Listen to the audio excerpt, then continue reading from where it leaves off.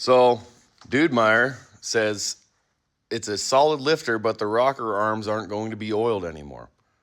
Well, remember that little check ball in there under that little cap there? That's an oil flowback valve. So it keeps the oil in the lifter when there's no oil pressure. Because that valve is now upside down, it's going to allow oil up, right? I'll show you.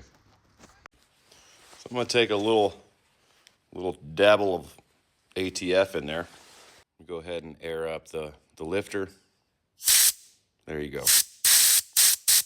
Oil is going to be able to flow up to the rockers, no problem. And I think what I'm going to do to set valve lash, because I can't cut the push rods because the oil's got to go up through them. What I was going to do is take this tray and cut each one so I can have an ability to shim the rocker pedestal. So then I could be able to move the rocker up and down. I'm going to have to get some push rods probably, but I think I could probably just use the stock ones.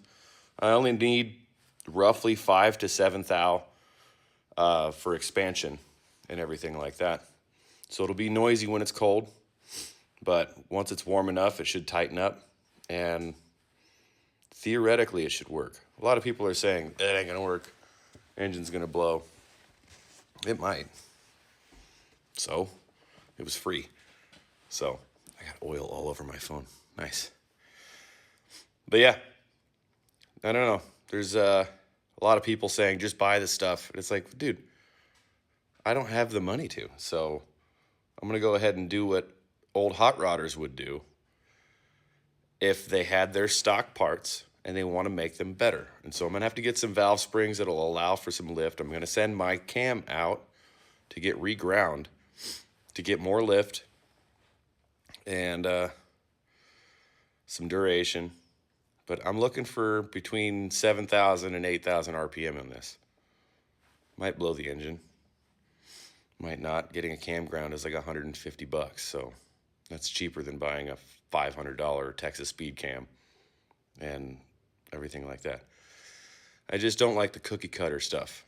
Everybody's like, oh, do you get this? The stage 3, blah, blah, blah, blah, blah. It's like, no, I'm not your typical mall crawler, spend all sorts of money on aftermarket stuff because the people that made the aftermarket stuff are doing what I'm doing right here and messing with the factory stuff.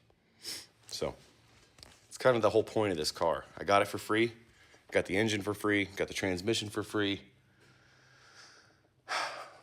I don't have the capital to buy all the pre-made stuff that everybody's suggesting. So I'm going to make it.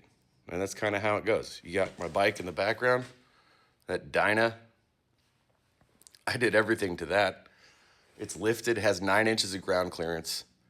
I made all of the exhaust out of truck parts. It has a small block air cleaner on it. In each fork, I have Mustang 289 valve springs with Subaru 2.5 liter valve springs inside of those valve springs to add more spring rate. I changed the oil in the forks from 20 weight to 30 weight. I moved the shock mounting location forward on the swing arm to be able to get a higher lift in the back. And yeah, I make cool stuff.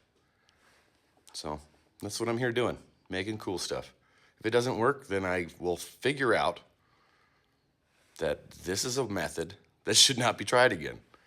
But now, I don't know if it should be tried. I just know that that's a solid lifter. And I'm going to be able to oil the top end with it.